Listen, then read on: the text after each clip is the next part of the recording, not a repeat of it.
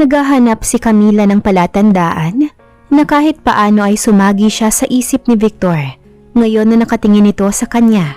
Pero walang palatandaan na siya ay naaalala man lang kahit kaunti nito. Daddy Victor, siya po si Tita Camila na mami ni Travis. At si Travis naman po ang naikwento ko sa inyo, ang boyfriend ko ho. Masiglang pagpapakilala pa ni Donna. Kumusta po kayo, sir? Umaktong kabataan na may pinag-aralan si Travis. Ngumiti naman ng tipid si Camila kay Victor. Nakipagkamay si Victor kay Travis pero formal pa rin ang anyo nito. Gayong noong magnobyo pa lamang sila ni Camila ay kilala na nito si Travis sa litrato at sa mga patagong pagtingin sa anak ni Camila. Ngayon ay walang-wala na rin sa memorya ni Victor si Travis. Halatang nagsukatan pa ng tingin ng dalawang lalaki. Para sa akin, sa katulad ninyo ni Donna na may mga gatas pa sa labi, ang salitang boyfriend o girlfriend ay nangangahulugan lamang na friendship. Walang galit sa tono ni Victor, pero nakuha kaagad ng magkasintahan ng mensahe. Nag-blush naman si Donna, ngunit tingin ni Camila ay hindi naman ito na-offend sa tinura ng kanyang stepfather. Si Travis ay halatang na-upset kaagad kahit hindi nagsalita. Tumingin ito ng matagal kay Donna. Tila kay Donna gustong iparating ang kanyang pagtutol sa sinabi ng amain nito. Naalerto naman kaagad si Camila. Alam niya, sa araw na ito ay may namumuo ng laban. Nagpalipat-lipat ang mga mata niya kina Victor at Travis. Nasa anyo ni Victor ang katiyakan na alam niya ang kanyang ginagawa. Nasa mukha naman ni Travis ang paghihimagsik ng isang kabataan. Welcome to Manila! Kung dito na nga kayo maninirahan, we wish you luck and blessings from this place. Iniba na ni Camila ang usapan para mabawasan ang tensyon. Nag-relax naman ang anyo ni Victor. Ngayon lang ito tumitig kay Camila ng may interes at nakangiti. Thank you, we need that. Kaya lang pagtanaw ko sa labas kanina ay napaka-traffic pala sa Maynila ano? Casual na ang tono ni Victor.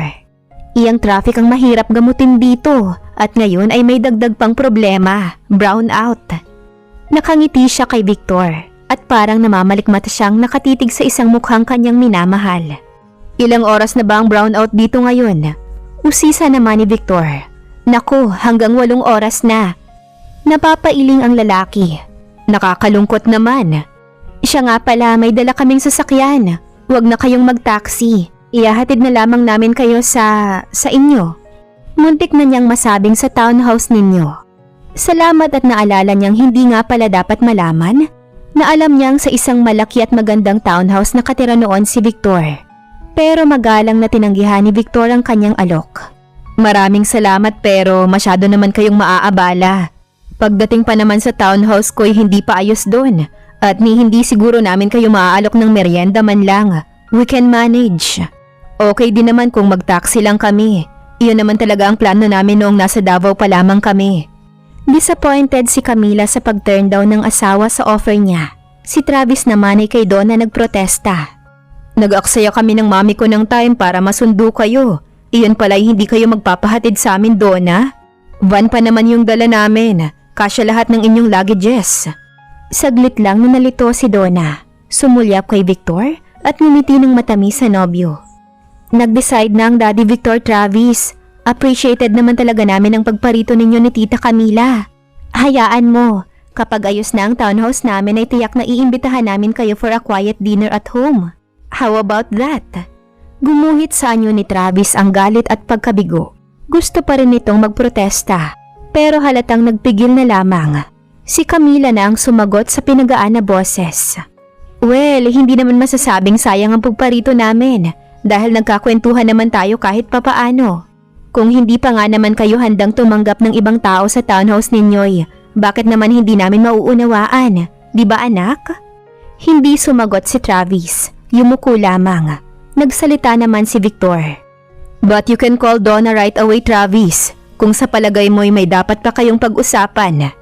Pinatunayan naman ni Victor na hindi siya unreasonable na tao. Na alam niya kung saan dapat pagbibigyan ng mga kabataan. Ang kaso nga'y hindi iyon ma-appreciate ni Travis na may masamang impression sa stepfather ng kanyang nobya. Napapansin ko, Mami, ang intensyon ng Victor na yun ay unti-unti kaming magkalayo ni Donna. Nasa bahay na sila nang ilabas ni Travis ang nasa kalooban. Iho, Para na rin siyang ama ng nobya mo, kaya bigyan mo siya ng tamang paggalang. Paalala niya sa anak.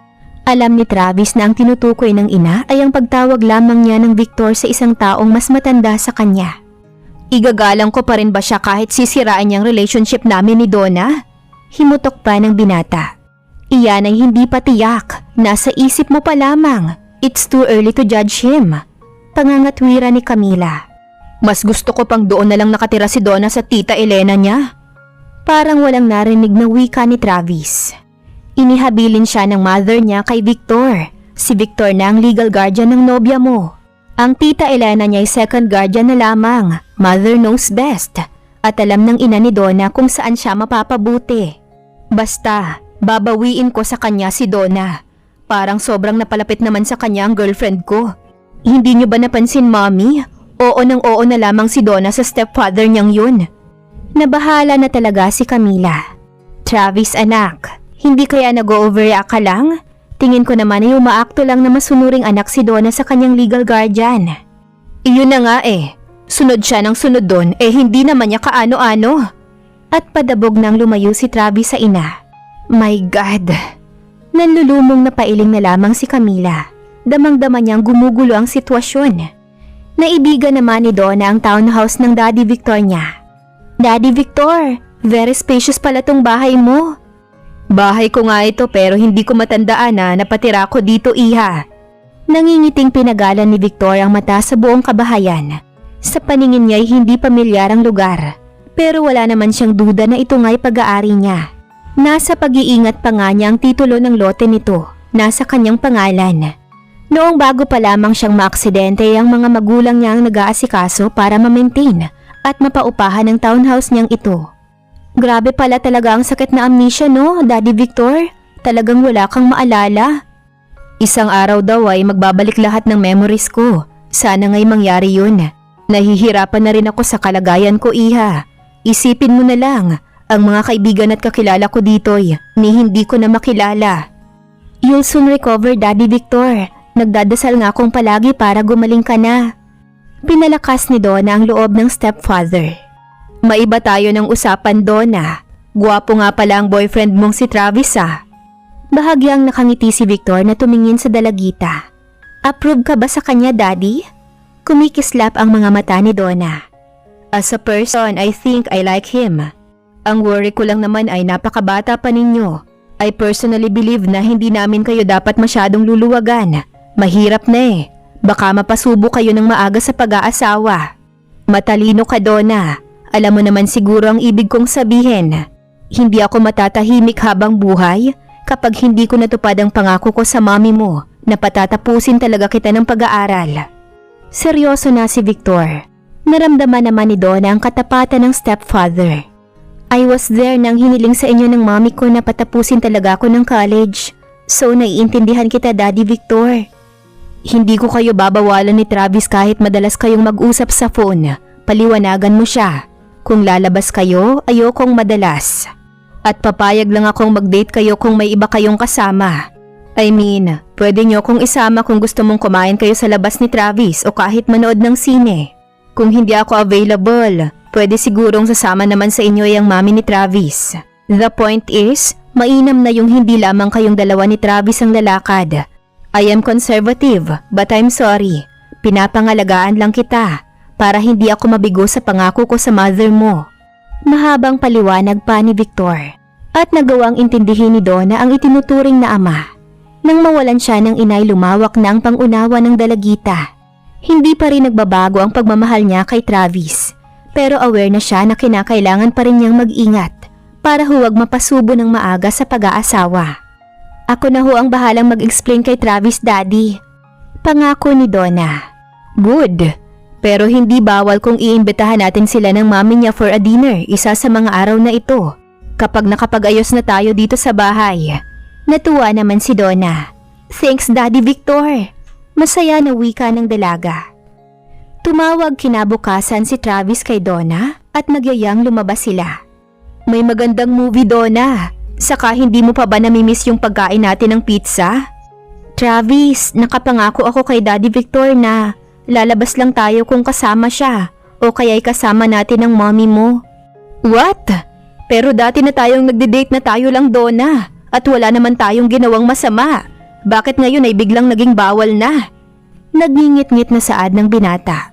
It's for our own good, Travis. Kapag may kasama tayo, hindi tayo makakaisip o matutuksong gumawa ng hindi tama. Kung tapos na tayong mag-aral, kahit araw-araw tayong lumabas na tayong dalawa lang, it's alright.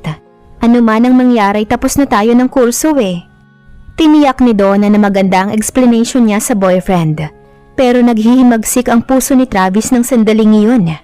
Nagkaganyan lang thinking mo mula nang naging guardian mo yung stepfather mo na yan. Siya na lamang ba ang importante sa'yo, Donna? Travis, kay Daddy Victor ako inihabilin ng mami ko and he knows what's right. Nakipag-argumento na si Donna. Umaabuso na siya. Komo sunod ka ng sunod sa kanya. Travis, please. He's not your real father. Hindi ka ba natatakot sa kanya? How dare you, Travis? Hindi ko akalain na ganyan ang iniisip mo. My stepfather is very decent. Sumisigaw na sa telepono si Donna. He is a stranger. Pinaninindigan ni Travis ang nasabi. To me, he is not. He was there noong naghirap at nagkasakit ang mami ko. He was there noong iniwan ako ng mami ko. I know him so well, Travis. He's trying to destroy our love. No, he's not. Maganda ang intensyon niya sa atin. Ang totoo, siya ang nagsabi na hindi masamang imbitahan namin kayo ni Tita Camila sa isang dinner dito sa bahay. At nakaschedule na nga ang dinner na yun this coming Sunday. Tatawag naman talaga ako sa inyo ni Tita Camila para masabihan kayo. Umiiyak si Donna, masama ang loob. Don't cry, Donna. Hindi mo naman ako kaaway. Nawala ang galit ni Travis pansamantala nang marinig ang iyak ng nobya. Baguhin mo ang impression mo kay Daddy Victor, Travis. Please, siya ang kapalit ng mami ko ngayon. I'll be lost without him. Close din naman ako kay Tita Elena, but life is better with Daddy Victor around. Bumuntong hininga ang binatilyo. Bahala na. Formal na inimbita ni Donna ang mag-ina. Papanhikin mo muna dito ang Daddy Victor mo para makapagmerienda rin itong binake kong cake. Binulutan ni Camila ng isang pirasong cake at mango juice si Donna. Sabi niya kasi unannounced naman itong pagparito ko kaya doon na lamang daw siya sa kotse para naman hindi masyadong makaistorbo. Nagpaliwanag naman si Donna. Wala ba siyang planong bumuntot sa'yo sa bawat minuto para makatiyak na safe ka? Sarkastikong sumabad sa usapan si Travis. Nasa tabi lang ni Donna nakaupo. Pinandilatan ni Camila ang anak. Travis! Napasimangot naman si Donna. Hayan ka na naman, Travis. Halatang halata talaga na galit ka sa Daddy Victor. Anak naman, dapat nga'y magpakitang gilas ka sa Daddy Victor ni Donna. Kaysa namang ganyang kontra mo siya palagi. Kunin mo ang loob niya kung talagang mahal mo si Donna. Kahit sa harap ng ibang tao ay pinangaralan ni Camila ang anak. Umiling naman si Travis. Dito muna kayo at bababain ko lang si Victor. Nakakahiya naman kung hindi man lang namin siya mapagmerienda, Donna. Gayong nagaksaya kayo ng panahon para lang maimbita kami sa isang dinner. Tinungo kaagad ni Camila ang main door. Kumabog kaagad ang dibdib niya nang matanaw sa labas ng kanilang garahe si Victor na nasa driver's seat ng kotse. Bukas ang car stereo at nakikinig sa isang sentimental music ang lalaki. Pinakalma niya ang anyo at nakangiting lumapit dito. Hi, Victor! Inoff naman ni Victor ang car stereo para magrinigan silang mabuti. Hi, Camila! Si Donna. Nasa itaas pa, nagmemeryenda. Halika, tikman mo rin yung ginawa kong chocolate cake. You like mango juice? Masarap ang mango juice namin. Nakangiti pa na wika ni Camila. Ayaw sana naming makaabala. Nasabi na ba ni Donna ang sadya namin? Okay ba sa inyo ni Travis ang dinner sa bahay namin this coming Sunday? Walang problema, we'll be there. Pero paunlakan mo naman ako. Magmeryenda ka muna sa itaas. Aywan kung bakit napatitig ng medyo matagal sa kanya si Victor at nag-blush naman si Camila. Sigurado naman siya na ang titig na iyon ay hindi dahil naalala na ni Victor kung sino siya. Blanco pa rin ang alaala ni Victor, alam niya. Hindi niya kayang hulaan kung bakit siya tinitigan ng ganoon ng binata. Huwag na lang, Camila. Magtatagal pa kung papanhik din ako sa inyo. Pakisabi na lang kay Donna na mag-grocery pa kami. Formal na ang anyo ni Victor. Tiyak na ang pagtanggi. Nasakta naman si Camila. Dama niyang pinipigil ni Victor na mapalapit sa kanya ng husto. Sige, aakyat uli ako para sabihan si Donna. Tumalikod siya kaagad para maikubli kay Victor ang kabiguan sa kanyang mukha. Nagkukwentuhan sina Donna at Travis nang madatnan niya sa sala. Parang nagamot na ang kung anumang tampuhan sa dalawa. Sweet na naman ang mga ito. Mag-grocery pa pala kayo ng Daddy Victor mo, Donna. Kaya hindi na raw siya pwedeng pumanhik at magmerienda. Nagsalita siyang hindi halata na may sama ng loob. Pasensya ka na, Tita Camila. Hindi ka mapagbigyan ni Daddy Victor. You know, I have this feeling na kaya ilagpas sa pakikipagsosyalan ng stepfather ko ay dahil kawawala lang ng mommy. He's still mourning, pero nakakaawa siya. Alam ko ang lungkot-lungkot niya. Parang umiiwas din siyang makipagkaibigan. Noon pa man sa Davao ay gano'n na siya. I guess yung sakit na naman niyang amnesia ang dahilan kung bakit parang ilag siya sa mga tao. Si Donna ang nagpaliwanag para sa stepfather nito. Hinaplos naman ang puso ni Camila. Napalitan ng hinanakit ng awa kay Victor.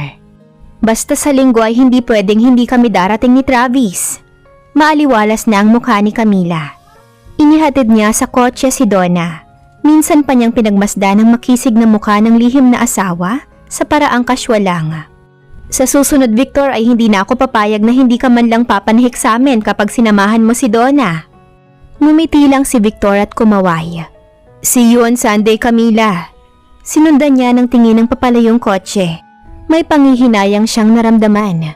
Kung naibang takbo ng pangyayari, kung nagkasama kaagad sila ni Victor bilang mag-asawa, ay magiging mabuting ama rin ito kay Travis. Sigurado siya.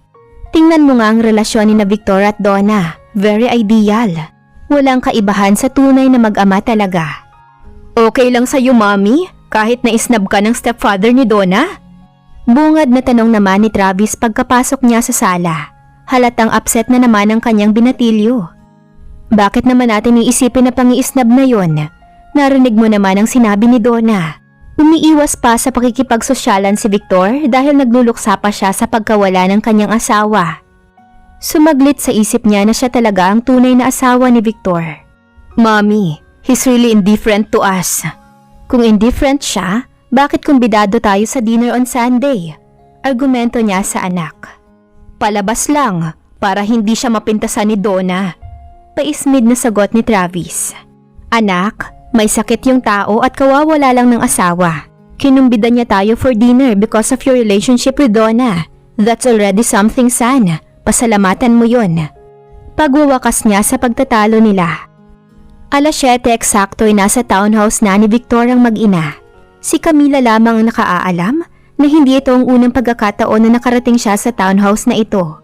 Unang taon pa lamang ng pagiging magnobyo nila noon ni Victor ay dinadala na siya rito ng binata. Ang mga dating mamahaling furnitures ay naroroon pa rin. Ang TV, video cassette recorder, stereo components ay mga dati pa rin. Parang walang binago si Victor at natutuwa ng lihim si Camila. Kahit papaano ay para siyang nabalik sa dating daigdig nila ni Victor. Mabuti naman at may maid na pala kayo. Puna ni Camila. Nakita niya kasing dalawang katulong ang nagsisilbi sa kanila. May mga kamag-anak kami sa Pampanga at doon ako nakakuha ng 2. Sagot ni Victor. Ang gagaling pa nila, Tita Camila. Sanay magluto ng masarap. That's good. Totoong natuwa si Camila. Kawawa naman kasi sina Victor at Donna kung kakain lang ng kung ano-ano. Na-impress nga siya sa dinner nila. Ang rellenong manok ay kay sarap ng timpla. Ang beef steak Filipino ay tamang-tama ang lambot. Ang sinigang na isda ay hindi rin pahuhuli sa lasa. Ang dessert naman nila na minatamis na ube ay perpekto rin ang sarap. Nagkape sina Camila at Victor sa terrace ng townhouse. Samantalang hinayaan nilang magkwentuhan naman sina Donna at Travis sa sala. Kailangang mag-usap tayo ng masinsinan tungkol sa dalawang yan, Camila. Sumulyap si Victor kina Donna at Travis sa sala. Okay, sumang-ayon siya. Nandiyan na yung relasyon nila. Ang gusto ko lang ay higpitan naman natin sila ng kaunti. Ayokong lalabas sila ng sila lamang. Pwede ko silang samahan at kung hindi ako available ay pwedeng ikaw at hindi dapat na madalas. Papayag ako kung every other week lamang magdi-date ang dalawang yan na may kasama. Ang gusto ko kasi maraming panahon si Donna sa pag-aaral. Alam mo, Sinama ni Armina sa hukay ang pangako kong pagtatapusin ko ng college si Donna anuman ang mangyari. Inggit naman si Camila kay Armina ng sandaling iyon. Ang tindi pala ng pagmamahal ni Victor dito. Walang masama sa gusto mo, Victor. Maganda ang intensyon mo sa kanila. Pero worried ako sa anak ko. Alam mo, parang nare-resent niya ang paghihigpit mo. Naging honest siya sa lalaki. Kaagad kumunot ang noo ni Victor. At yan dapat pumasok ang pagiging ina mo sa anak mo. Tingin ko nga kay Travis ay may pagka-stubborn. Dapat mo siyang kontrolin, Camila. Nagulat din siya nang maghimagsik siya sa mga salita ni Victor. Don't make it sound that I'm not a good mother, Victor. Lumaki naman ang anak ko na hindi ko siya pinoproblema. Labas sa kapangyarihan ko ang maaga niyang pagdanas ng pag-ibig. Kung yung pagmamahal nila ay hahadlangan natin, baka magrebelde ang mga bata at kung ano pa ang gawin nila. Donna is a sensible girl. Tila nag-mature siya nang mawala ng ina. Ina-appreciate niya ang concern ko. Madali siyang pagsabihan. Hindi ko naman sinabing hahadlangan natin sila. Ang gusto ko lang ay konting renda. Ako ang bahala kay Donna. Sagot mo rin syempre ang anak mo. Pormal ang sagot ni Victor. Tumalim naman ang titig ni Camila kay Victor. I did everything para maunawaan ng anak ko ang ginagawa mo sa kanila. I'm on your side. Ang kaso, ang tingin mo yata sa akin ay hindi ka kampi. I even got this feeling na inimbita mo lang kaming mag-dinner para lang pangaralan ako. Si Victor naman ang nabigla sa hindi inaasahang reaksyon ni Camila. Si Camila pa ang nagyaya kay Travis na umuwi na sila, pero nagpaalam siya ng maayos kay Donna. Salamat sa dinner, Iha, but we have to go. Napatingin na lang si Donna kay Victor at nagtataka. Nagkibit balikat naman si Victor. Simula na nga ba ng hindi pagkakaintindihan ni na Victor at Camila? Abangan sa susunod na kabanata. Please like, share, subscribe for more updates. Maraming salamat po.